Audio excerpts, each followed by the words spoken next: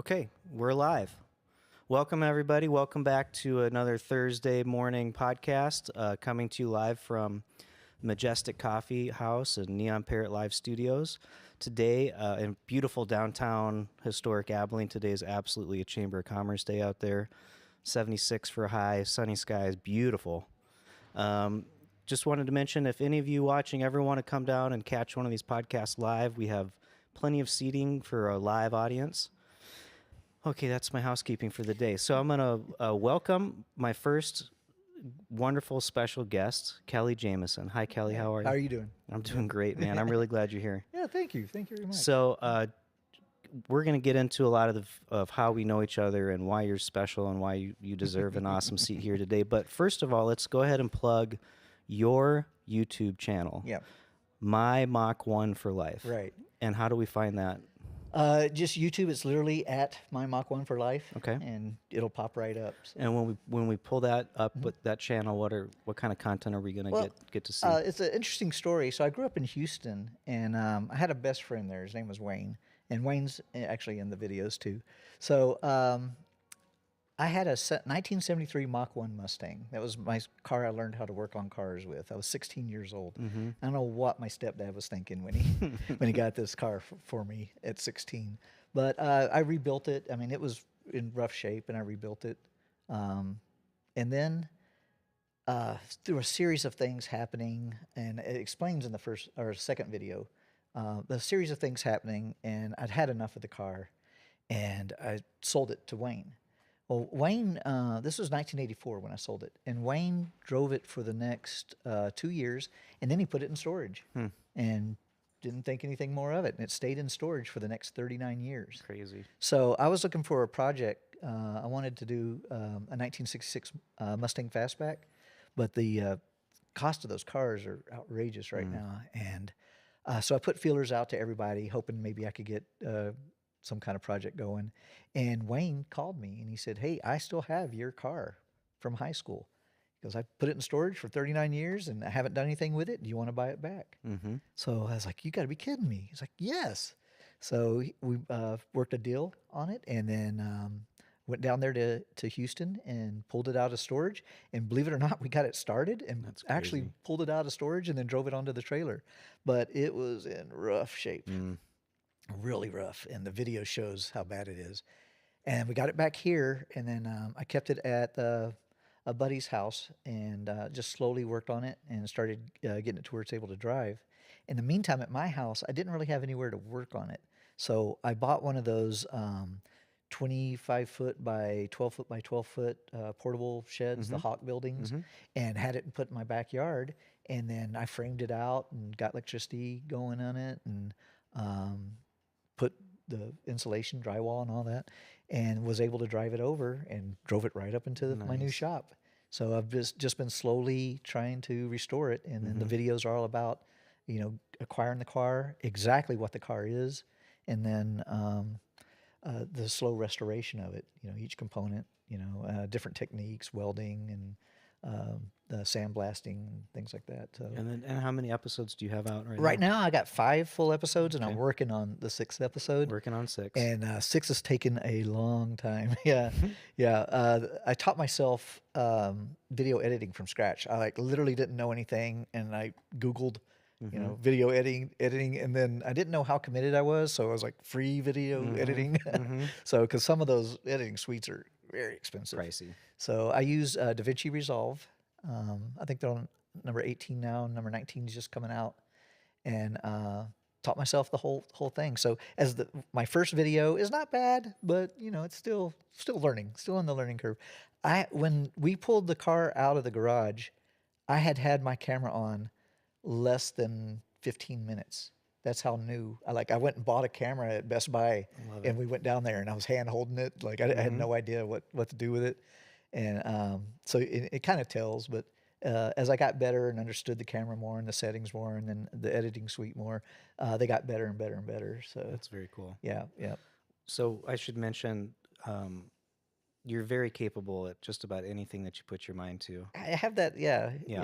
Except for law. and Law. medicine. I just, you start reading any kind of contract to me, and I will fall asleep within Oh, that's great. 3 minutes. That's great. So, and we should mention that you're now an official rocket scientist. Yes, yes. I finished my master's degree in aeronautical Congratulations. science with a minor in mathematics, which gave my dad a heart attack. He would never have thought that. My dad's a mathematician, Okay. so by trade. So yeah, he estimates the cost of things. Interesting. So insurance companies and banks want to know, like, we're going to give you a $40 million loan, at this interest rate. When is your business going to make a profit and start paying us back, that amount? And how many years is that going to take? And he does it for like large industrial places, or he did. He's retired now. but Interesting. Yeah, Very cool. yeah. He just turned 83 That's awesome. October 13th. That's awesome. Yeah. So are you using your master's degree in rocket science currently? Not in the actual designing, building, and stuff like that. Boy, I was hoping to get on SpaceX. I remember. They're doing amazing things. So, You saw him catch the rocket the oh other day? my gosh, that That's was so cool. incredible. Surreal. And as a layman, you might think like that was really neat that they did that. As someone who's been educated in that, that is incredible technology. Yep. Incredible team effort by those guys. They just unbelievable. I'm looking at it like when they landed the two boosters Oh, yeah. simultaneously. Yeah, yeah. I could not believe my eyes. I was like, that's AI or Yeah, something, man. yeah. That's special effects. And no, they did it. It's really cool. Yeah. Since I've got my degree to now, the whole field has changed. That's wild. Yeah, very much. Just racing forward with this technology. Yep. And I just said, does anybody else think Elon Musk is actually an extraterrestrial and he's using us to try to get back home? I was thinking that the other day. He crashed his spaceship and Yeah. now he's got to rebuild something. He's gotta get So back. he's giving us these little. So what do you think about aliens? Are they out there? Or is it just Elon? I tell you, mathematically, they have to be out there. Okay. So using Drake's equation, yeah, they have to be out there. There's no way there can not be Okay. more life out there. Where it's at is a whole We don't other know. subject and what form it's in. Yeah. But right now, in our solar system, Europa is probably going to be the place that we find Some sort of life. Yep, single cell or algae or something. And like Europa that. is a So, moon of Jupiter, correct? Yeah. yeah. That's cool. So we met each other many years back when you were managing at the Abbey House, just right around the corner from where we are right now. Yeah, yeah. How did you join forces with those guys to get involved? Well, I flew with Jimbo Jackson, and Jim was a great pilot. Or he is a great pilot. He's still a great pilot, and he's such a fun guy to be around. He has such positive energy. My wife thought he was from California, surfer. He's like, no, he's from Pittsburgh, Pennsylvania. I was like, what? So, but yeah, I always had a good time when we flew together in the Air Force. So we flew C-130s, and he decided to get out. The war had been going on for a while, and he deployed multiple times, and he wanted to spend time with his family. And it was time for me to retire. I'd done 24 years, and it was time to move on. And we happened to have the same exact appointment time to out-process the Air Force. And of all things, it was on September 11th, which is my birthday. Okay. That number keeps coming back. And we were sitting there, and we were waiting for the lady, and he, we'd known each other for a while, so we didn't have a lot of small talk. And he looks over at me and he goes, "You want to help me build a restaurant?" And I looked up at him and said, "Well, the Air Force is firing me, so Yeah, why not? Sure, yeah." And that was August of 12. Okay. And then for the next 3 months, me, him, and Ryan Ferrer just built the place. We built the kitchen. Drew Garrison was in there building the bar area, and then Chef Kyle was in there building up his kitchen area. So once we got it built, Ryan and Jimbo looked at me and said, "Hey man, everybody likes you. You need a job?" And I was like, "Sure, as long as I can go to school." And I was working on that master's degree. So as long as I can go to school. And he goes, "Yeah, no problem." So that's how we started. That's cool. So yeah, Yeah, that was November. I think we opened. I think that's right. Yeah, November November of 12. Yep. Yeah.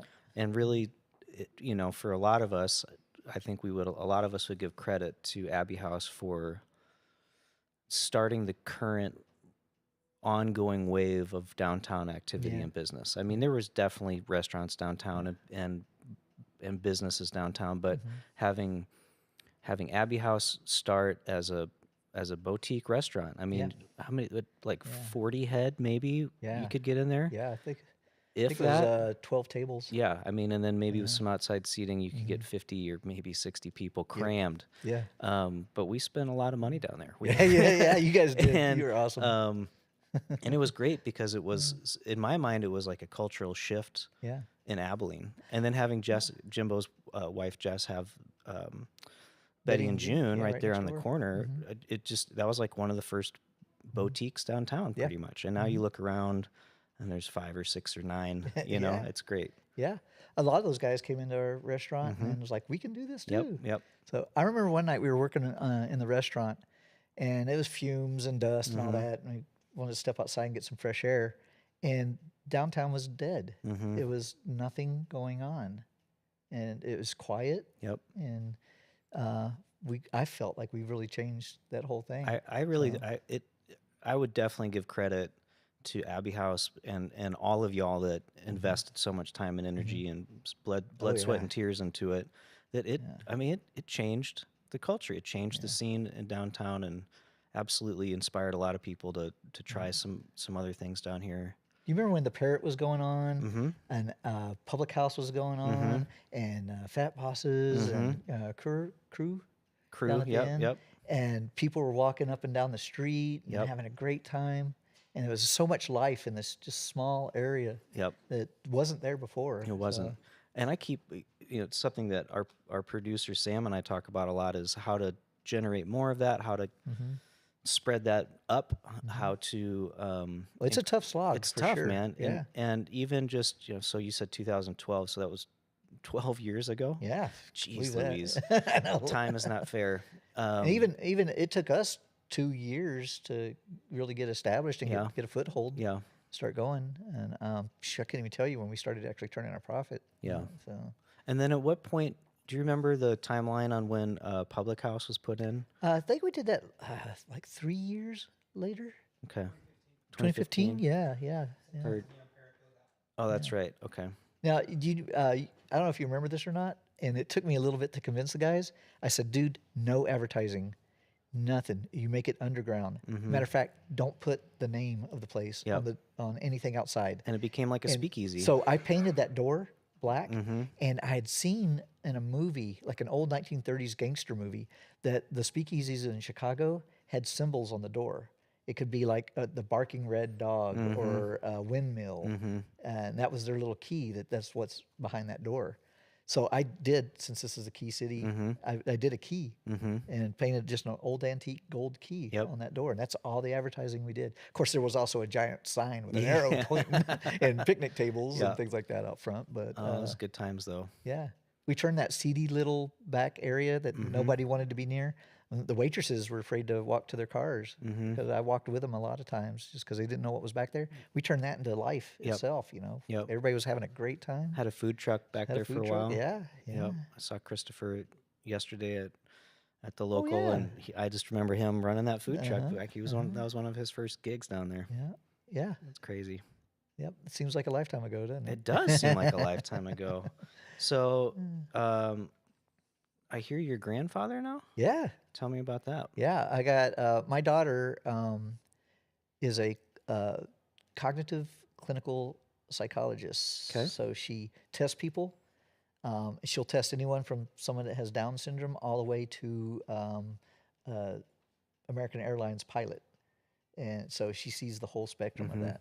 And they moved to Denton. Okay. And then had 2 baby girls. So surrounded by women. I love it. How old are the little granddaughters? We got the 10-year-old, and she is something else. Beautiful baby. People would stop us and say, "You got such a beautiful baby," and she's real girly girl. And then the youngest one is 4. Okay. And she loves bugs and dinosaurs and tomboy. Oh, tomboy, yeah. But she's got really long hair for a 4-year-old. Yeah. Yeah. So how often do you get to see them? Usually once a month, maybe once every 2 months. Not as much as we'd like. Yeah. So even though it's not far, it's still Denton. Yeah. It's still 3 hours. got to battle I-20. Yeah, and then the Duluth and Metroplex. Ugh. a lot of times we'll just go up, do the northern route through Albany Mm-hmm. and Breckenridge Okay. and Graham, Yeah. and just hit up there, drop down right at the Buc-ee's. Mm-hmm. It's right there, and she doesn't live too far away from So do you that, take the Corvette on that trip? No, that Corvette is a wonderful car for about 45 minutes. After about an hour, you're like, get me out of here. But you've had that for a while too. Yeah, that was my gift for retiring Very cool. and finishing my degree. And you were telling me outside earlier about the new sound system. That Oh just yeah, got cranked in there. I put an Alpine touchscreen in there, Nice. and a dedicated 200 watt amp and a subwoofer, Alpine subwoofer, and then I use JBL speakers in the quarter panels, and then I took everything out of it, completely gutted it, and put in the Dynamat. Even in the doors. Oh, so wow. when you close the doors, it sounds like a log cabin. Do you ever go show it at any car shows or anything? I haven't. I've just been so busy. Yeah. The Mach 1 keeps me busy. Yeah. I seem to have something going on all the time. Good. So I'm getting near retirement, and I'm busier than I've ever been in my life. Second retirement. Second retirement. Yeah, exactly. That's cool. Exactly. Yeah. So how much more? So you're still back on base, but in a civilian role. Yeah, More. yeah. As a subcontractor. Is Yep. that, okay. And you've been doing that. Since 2017. Okay. So yeah, I came on October 2017. And you're thinking about retiring from that job also. Yeah, I'm kind of wanting to hang out to see that new bomber that's coming in, the B-21 Raider. But right now, I'm doing flight operations stuff, flight management, all that paperwork that pilots hate doing. Yeah, they pay us to do that. Good. So what do you? I have heard rumors from a number of different people about the new B-28, B-21. B-21. Yeah. Do you have any insight? Anything you could share about? Just a little bit. It's a smaller version and a more refined version of the B-2 bomber. Okay. And they built it to know that they're going to upgrade it. So it's built for upgrade, and they know how they want to use it. They know the tactics they want to use it with. So the procurement time came down on it, and the cost came down too. The B-2 is extremely expensive. So they took all those lessons that they learned with the B-2, the B-52, which is still flying, and the B-1, and kind of rolled them all together. So I think it's going to be a very good platform. It'll be an excellent platform for a while here. They're going to field Ellsworth Air Force Base In Black Hills, South Dakota. Yeah, South Dakota. Yeah, that's kind of your territory. Yeah, I mean, right? when I moved to Abilene and I kept seeing South Dakota license plates everywhere, it took me a minute to make the connection. put the connection. Oh, Ellsworth and Dias are sister bases. Yeah, Makes yep, sense. Yeah. Yep. They're going to fill those squadrons first, Okay. and then they'll fill the third active squadron here, and then the fourth one will be operational tests. Okay. So if they're hanging a new type of weapon on it, they're going to test it out here. So it's still going to be a little while before we get it. Yeah. But it is coming. I've heard numbers of like maybe up to 30,000 more airmen and women coming with that project or that aircraft. A lot of them are going to fade from the B-1 that are into here. that program. Yeah. They'll send the people to school for the particular airframe, and a lot of it has some commonality. Like maybe age equipment, the aerospace ground equipment, or some of the instrumentation guys, things like that, fuel systems guys. They just need to know the nuances of that particular aircraft. Okay. But I wouldn't see a huge gain. Okay. I don't think.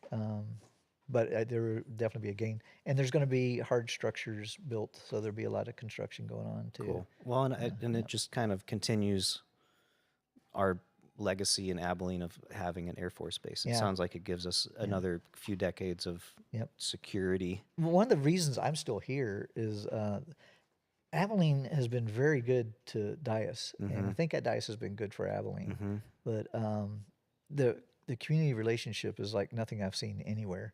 Really? And there's some real adversarial relationships in some of the bases I've been to around United States, which puts me off a little bit in that Dias is bringing a lot of money to Abilene, and Abilene knows it. So Abilene's going to, be nice to Dias, and in turn, Dias loves Abilene. So there was something. It was a trophy given for communities relationships. Mm-hmm. And Abilene won it so many times, they now call it the Abilene Trophy. No kidding. And Abilene took itself out of running for it. That's great. Yeah, yep. So now other That's bases great. compete I for love it. to hear that. Yeah.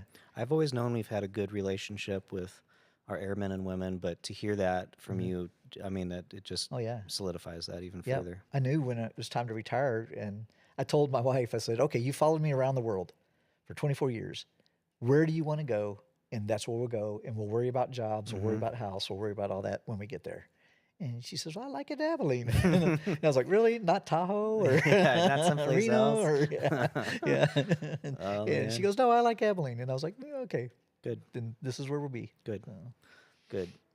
So going back, it's a little bit of a segue backwards, but I wanted to talk to you about a little bit of music. yeah.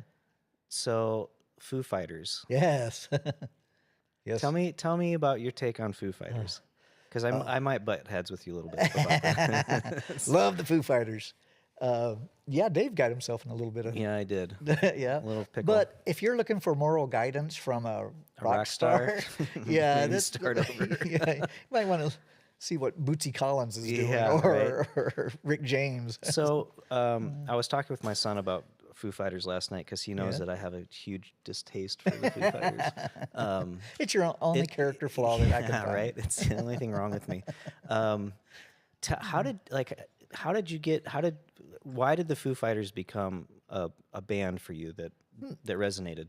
Well, I always like new music, and even though they've been around for a while, I always want to hear something new. And I went back home one time, and all my friends were listening to the same music we listened to in high school in 1982, and they knew nothing beyond that.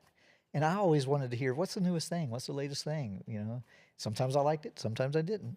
And my daughter actually turned me on to Nirvana. Okay, yeah. So I was with Nirvana until Kurt killed himself, and then Till Kurt's untimely passing. yes, yeah, yes, we'll call it that. Yeah. And then when Dave started up, I bought his first little Foo Fighters CD, and I liked it and just kept listening It's a to him ever silver one with since. the black jet on it, right? It Was had that the first it one? had the ray gun. Oh, that's the ray So, gun. yeah. Yeah. Yeah, and that was actually an ode to his favorite punk band, which was the Ray Guns from Ray Gun. Chicago. Yeah. Yeah, Cool. but I don't know. There's something that I've always liked about the Foo Fighters. And That's cool. I'm not gonna smash you for that. I had a friend of mine, a client in the chair. It was probably a few years back now. Yeah. Dr. Richard Beck from ACU is a psychiatry or psychology professor, and we were sitting there, and I've got Pandora on. It's probably playing the Grateful Dead station, but you know, you get a mix in there, and all of a sudden, Foo Fighters pops on. yeah, And I'm just tattooing, and Richard looks over at me and he goes, "Do you actually like the Foo Fighters?" And I never really thought about it before, ever. But I went, "No, I don't." But they're on the radio all the time. Yeah, They're in popular culture. They're everywhere. So anyway, Foo Fighters played last year. Last year or the year before at ACL, and I encouraged my son to not go see them, but he did anyway. Did he? Did he like it? I mean, it's as much as you can like the Foo Fighters, Yeah. you know. If They're a you've been dad there, band now, they're a you know. dad band for sure. Now. Yeah. Let's talk about your skateboarding past. Yeah. Yep. When I was young, I was a professional skateboarder. Yeah, did that. I love that. He did that for years. I knew a lot of the guys, the Lords of Dogtown that they talk about, but people think that it was like a very close group, and there's not. Like, I saw Tony Hawk when he was, 12 years old, and the only reason that anyone hung around Tony Hawk was because his sister was really cute. So, but his dad was kind of obnoxious, and he was extremely obnoxious. He was all over everything. As a hyperactive kid, they're like, "Oh God, Tony's here." So, but I didn't know him well. You know, I'd seen him at parks every now and then. Same with Tony Alva and Jay Adams. I actually knew Jay Adams' wife better than I knew Jay Adams, and I didn't even know them that well. But one of my friends that I stay in contact with all the time is Wes Hubston, and Wes started art on the bottom of skateboards. he had a Sharpie marker and he was just doodling, and someone goes, "That's awesome! Can you do my board?" And then he made a skateboard, and someone really liked the shape and said, "Can you make a board, just like that one over there?" So he plops it down and he traces around it, so the board gets a little wider, and gets a little wider. The next one he does a little wider, and as it started getting wider, and they started using bigger trucks, they noticed that the skateboards were more controllable. They were easier to ride than the little squirrely ones. Yeah, some of you don't So, remember, but the yeah. skateboards used to be about the size of a shoebox. Yeah. You like put your feet that close Yeah. together, which put your center of gravity closer together, which made it hard. Mm-hmm. It was like balancing a plate on a pencil. Mm-hmm. So as the boards got bigger and they got more stable, him and a guy named Jim Muir, who was known as Red Dog, and Wes was known as Bulldog, they started Dogtown Skates. Interesting. So, and then years later, Wes started the company back up again as Bulldog Skates. So I have probably 18 of his boards, and I got one board that was featured in a book. I have the actual board. That's cool. The Headhunter board, yeah. But Wes is a wonderful guy. I went and visited him not too long ago. It's been a few years now to think about it. Hung out with him all day, ate Mexican food and drank margaritas. Love it. So yeah. So what kind of got you out of skateboarding? Physical health. It sucks to fall. Yeah, I'm paying for it right now. Yeah. But I got back into it for a while, and I rode the indoor park for a while. So Okay. I remember one time, again a few years ago, I'm doing some front side, back side grinds, and I pop up, and this little kid goes, "Dude, can you do a 900?" And I'm like, "I'm 45 years old. I'm on a skateboard. Back off."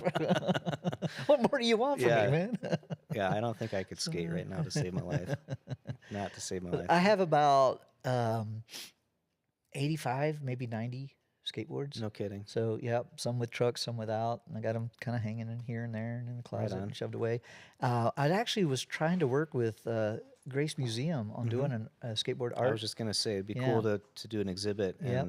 and showcase some of that. Yeah, we started, and they go all the way back to the 70s, early 70s, all the way to modern It's very cool. skateboards, yeah, which that has changed a lot.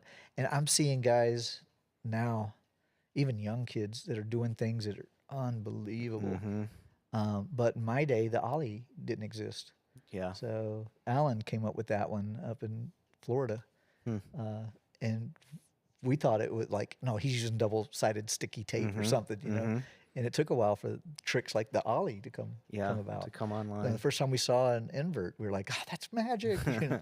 So yeah, it was a great time. Yeah. And when you couldn't afford the skateboard park, you got some plywood and some 2x4s, and you went out in the backyard and made a ramp. Built a ramp. Yeah, yeah. So that's what I specialized in: pools and ramps. That's what I liked. Nice. But yeah, when I started turning 18, 19, 20 years old, it was like, I'm 20 years old. I feel like crap. But I never broke anything. That's good. Yeah, the whole time. That's Never broke a bone. And then we were talking earlier. So did that sort of inform you getting into the sound engineering in the band? Or is I that a got a different job. time? I want to tell you a quick story before we transition. Go for it.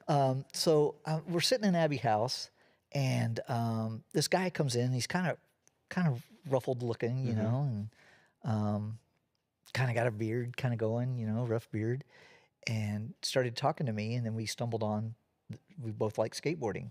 And then he's using terminology that only skateboarders use. And I'm like, okay, well, this guy is like, well, where are you from? And he's like, Chicago. And I was like, oh, that's awesome. Well, what brings you to Abilene? You know, that's such a transition. And he goes, oh, yeah, I'm the head brain surgeon for Hendrick? Hendrick Medical Center. My name's Chris, and it was Yeah. Dr. Chris yeah. Edelman. And I'm like, no. And he goes, yeah. And I looked over at Drew, and Drew's like, yeah. And I'm like, you're a brain surgeon? Well, if you're a brain surgeon, I'm a rocket scientist. that was my inside joke to him. And come to find out that, he's the first skateboard brain surgeon that I ever knew. I love that. So I had a little medical emergency. I had to get my gallbladder pulled out, and it was very short notice, if you know what I mean.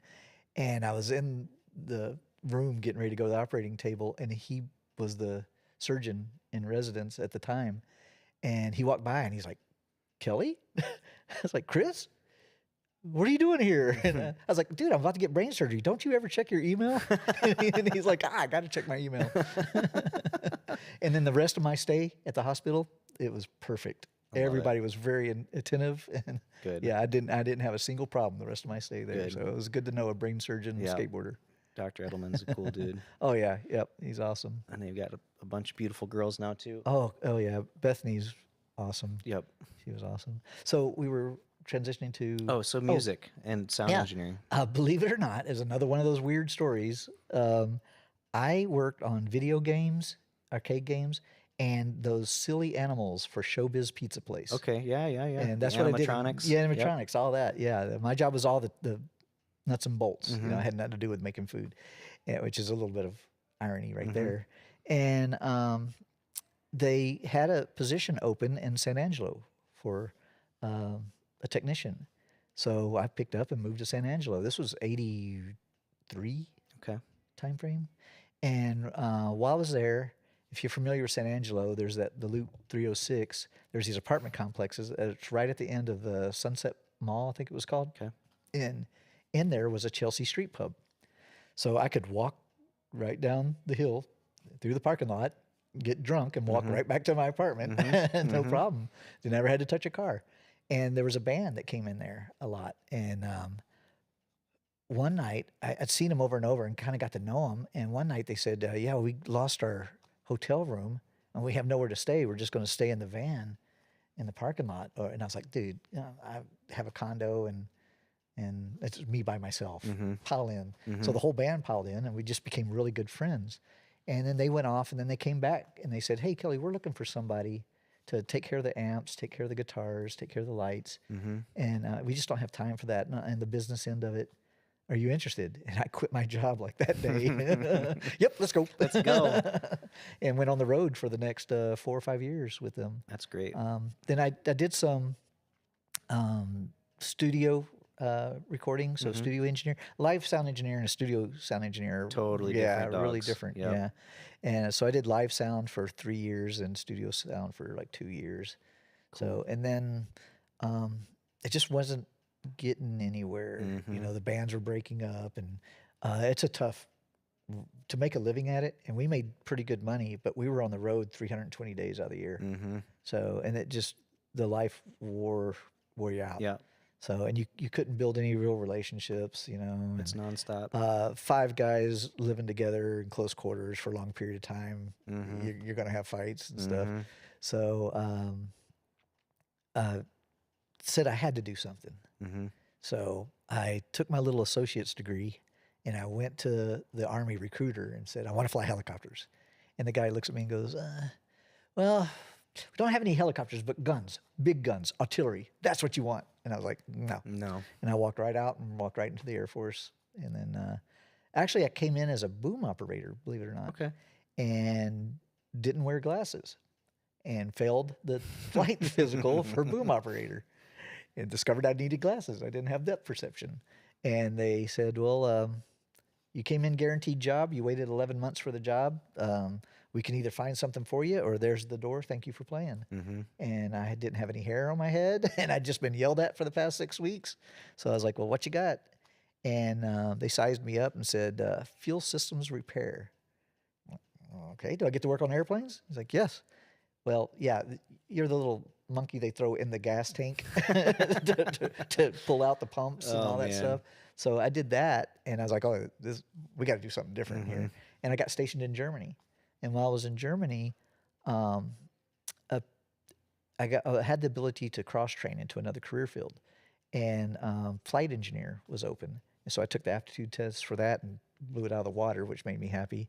And then in '94, came back to the States and went through flight training and all that, and got based right out here at Dias. So, yeah. Brought it back home. Yep, right back home. Yeah. Then we did that for a while, and then we went to California for 4 years. I got into flight test stuff, became a flight test engineer for 4 years, and lived out in Edwards Air Force Base, and then came back to Abilene, and then retired in 2012.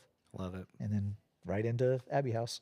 Right into Abbey House, and then right back into the Air Force. Yeah. It's good. So what's next? What's next for you in this Renaissance world that you Yeah. live in?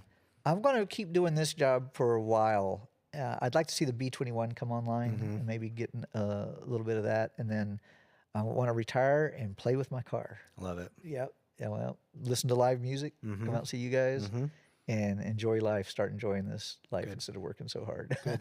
Yeah, because you just go nonstop. Yeah, I've literally not stopped moving for a long time. It's crazy. Long time. Yeah. So, what are some of your highlights, memories that you want to share, stories, or you can wax philosophical about culture in Abilene?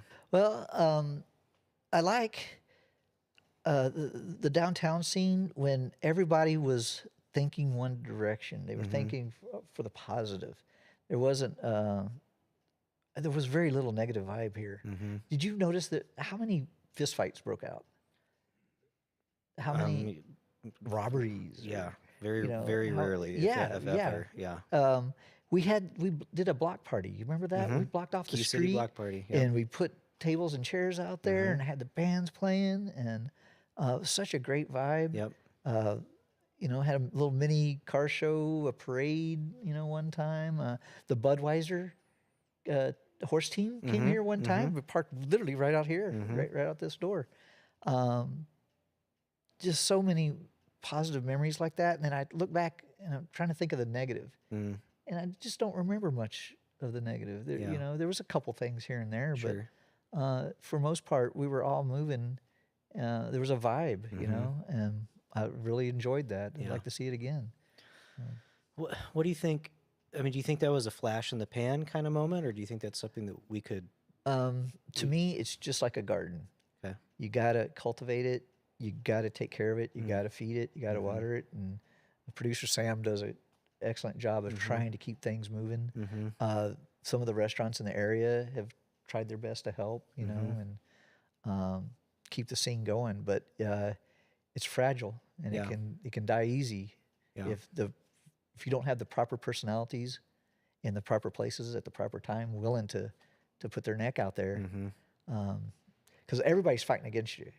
Pretty much, yeah. I mean, yeah. everybody's either trying to steal the dollar that you're trying to make, or compete in some level, Yep. or maybe even just cut you down at the knees with their words. Yeah. Or the Yelp reviews. Yeah, yeah. Oh, we got a Yelp review one time that said our piano player really sucked.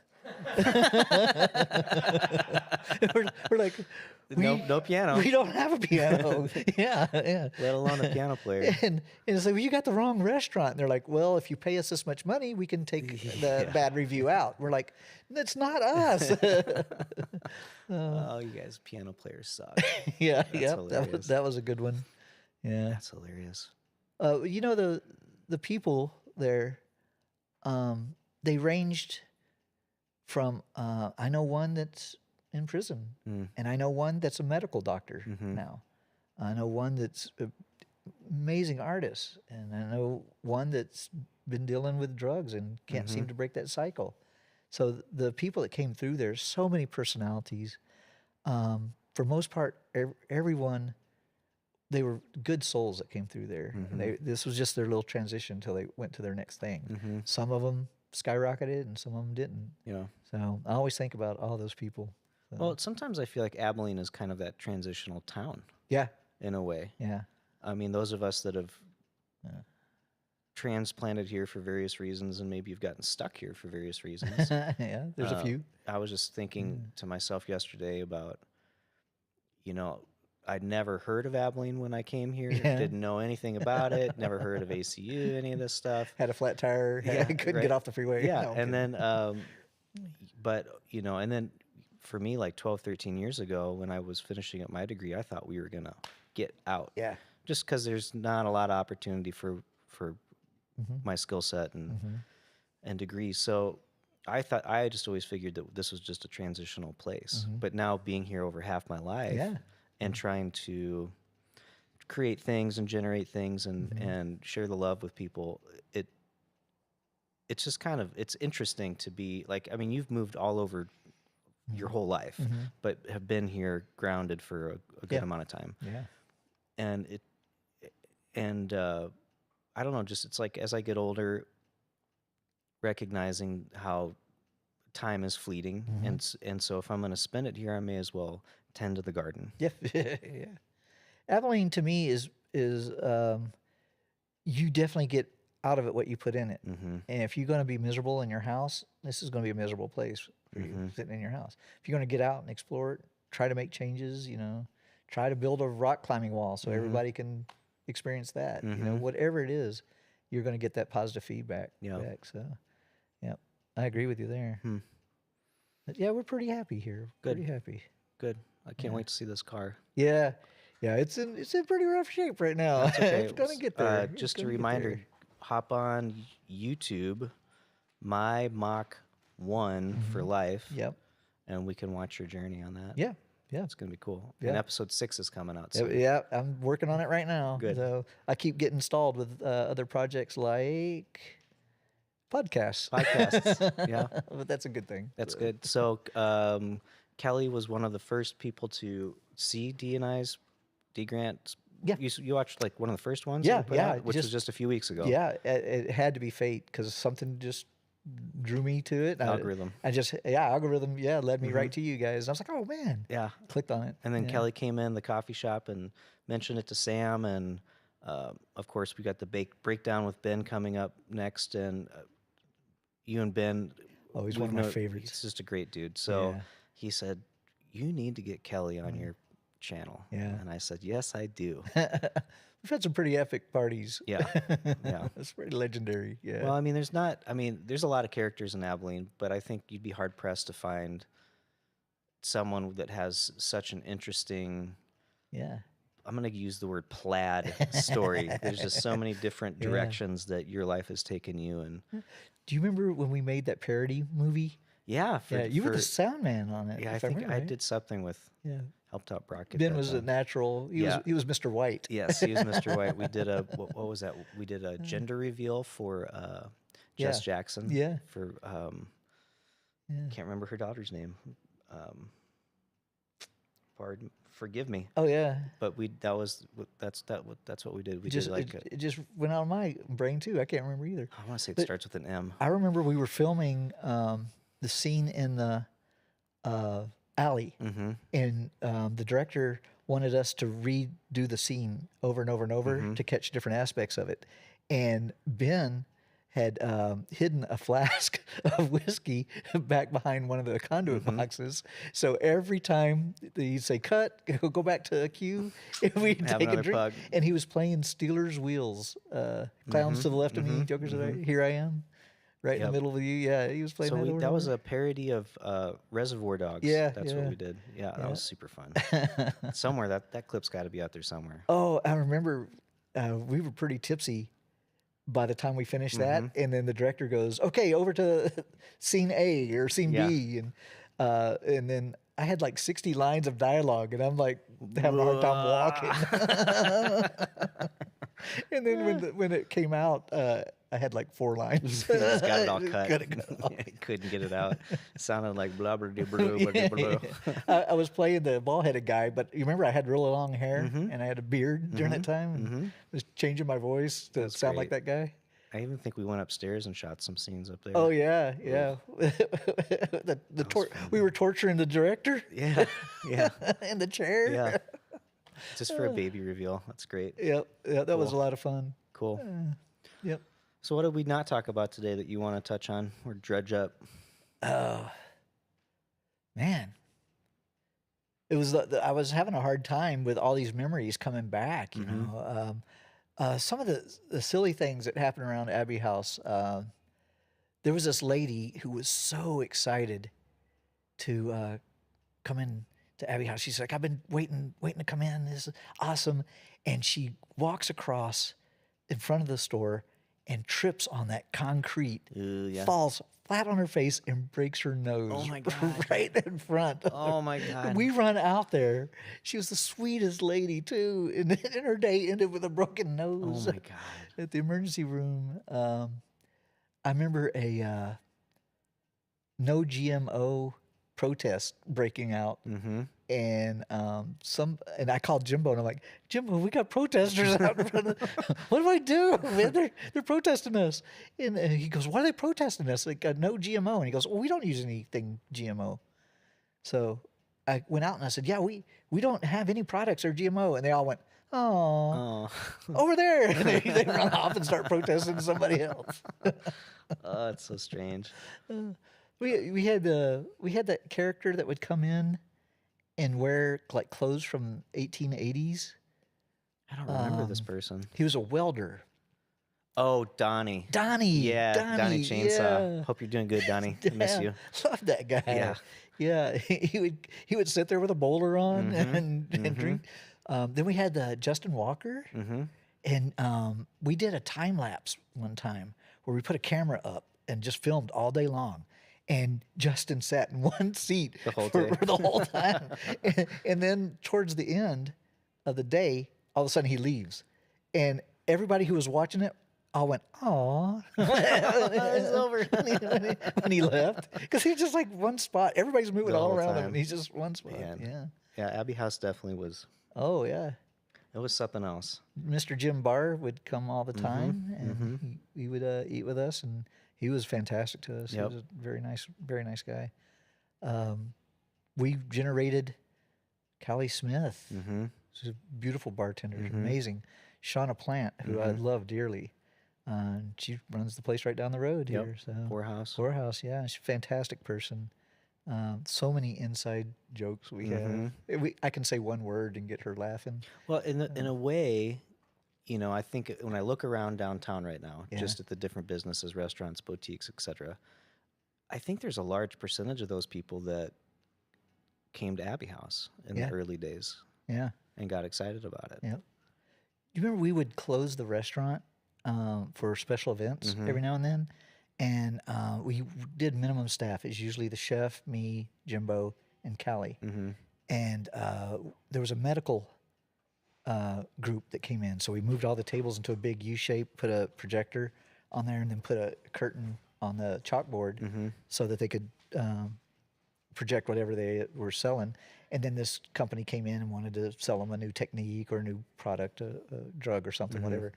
And the doctors started piling in, and we were serving drinks and everything like that. And then I saw my wife's gynecologist come in, and I started looking around going, oh no, these are all... These are all OBGYNs. Yeah, OBGYNs. Yeah. And I turned to Jimbo, and I was like, Jimbo, I think this is going to be trouble. And then the first slide came up. I was like, oh my gosh. And we were like, you remember it had big glass windows. Yeah, I could see right in there. See right through. So what are people seeing when they drive by Abbey House? I was like, oh man. A giant graphic. Oh yeah. And they couldn't have picked like two of the worst foods to serve too. It was like roast beef and fish or something. It was awful. And Callie's just like, her hands are in her face going, oh my gosh. And then the next slide would come up, and they were all like, oh, interesting. And we were all like, some new gonorrhea medicine. Exactly. We had the hailstorm come through. I was going to mention the hailstorm. Yeah, I stood right there, and I thought the glass was going to cave in. All the hail was hitting the windows. And This was 13. 2013. Yeah. We were in Tennessee at a festival. Yeah. But I remember talking to y'all about that. Right. I mean, my roof got destroyed. The hail were the size of saucers. Yeah, and it was Art Walk Day. And they told people, do not get in your car, do not try to escape, seek shelter. Yeah. Like, don't move because you're going to get hurt. And it came out of nowhere, too. Yeah. And almost everybody's car got destroyed. So my car didn't lose glass. It was one of the few that didn't.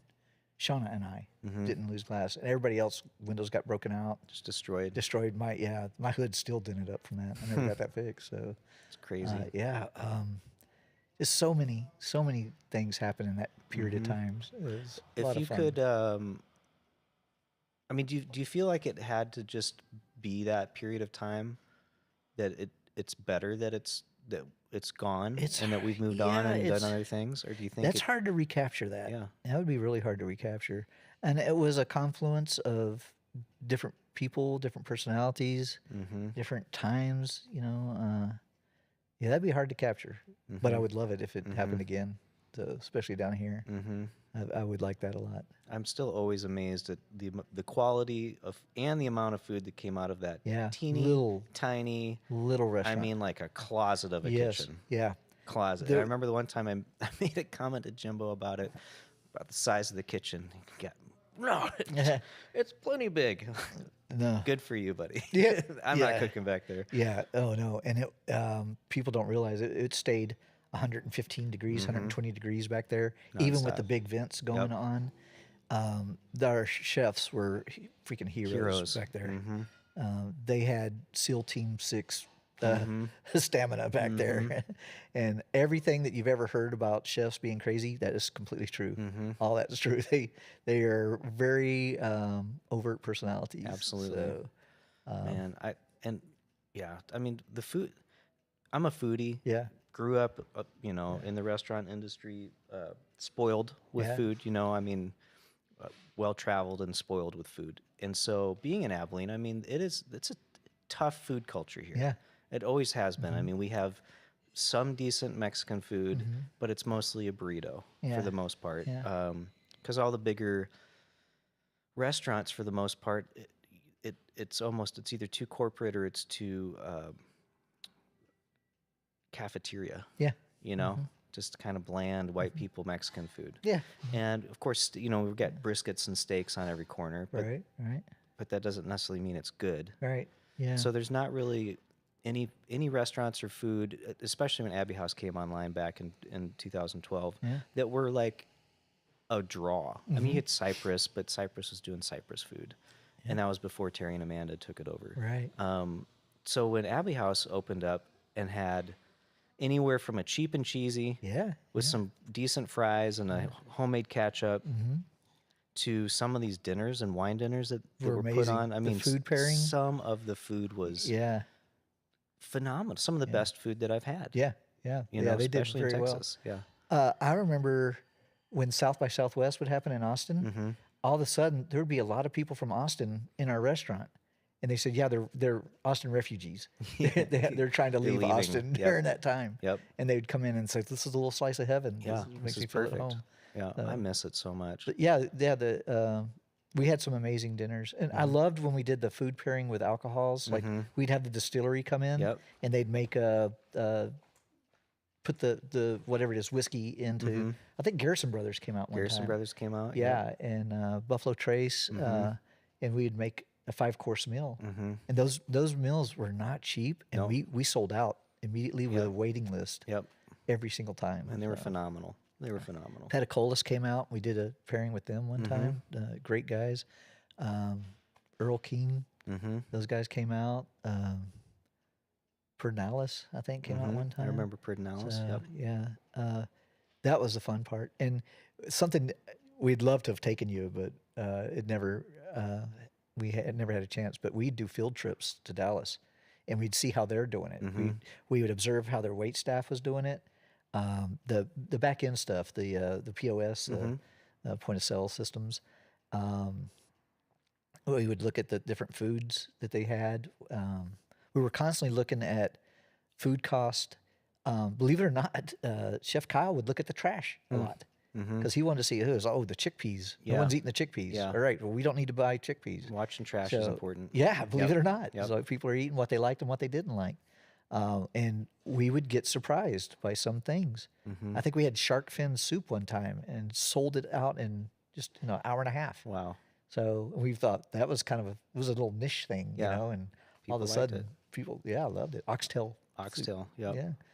So, Yeah, checking the trash is interesting because with the concert series that Sam and I've been putting on at the Cotton Warehouse, we unfortunately didn't have a food truck this past time, but the time before we did. Yeah. And I managed the garbage, so that was my comment afterwards. Is Right. the garbage was light. That's resume material right there. It is, but the garbage is light. It's just the styrofoam containers. Like there wasn't a bunch of food waste in it. waste, So yeah. that means people like the food, right? I mean, just kind of makes sense. So I think that's interesting. Yeah. Yep. Well, sir, we're running towards the end of our program. All right. Is there anything else you want to get on the microphone while we're here? No, long live Abilene. Long live Abilene. I love it. Yeah. I'm going to be following your My Mach 1 for life Okay. and watching you work on this car. Yeah. And maybe we can get you to come back on the program here at some point Yeah. in the future and catch I'd up love on it. that and whatever else we want to talk Yeah. about. You guys are always so awesome. Thanks, dude. And I really hate that so much time had gone by. It's weird. So that we weren't in contact. Yep. But it's funny that this morning when we all started meeting, it was Yeah. Like 8 didn't years miss a ago. beat. Yep. So Yep. just like we didn't skip a beat. I love it. Yep. Trust bank. And yeah, it's a little bit of brothers in arms kind of thing. So we have a mutual experience that is hard to beat. So, Yep. Yeah. Thank you for having me on. Man, thank you. I really appreciate this. This is a good program. And y'all catch Kelly on his YouTube channel one more time, My Mach 1 for life. Yep. And look for him rolling around with his Corvette with a punk ass sound system in there. I'm going to bring it next time. Yeah, do it. I can't wait. All right. All right, my friend. Thank you. All right.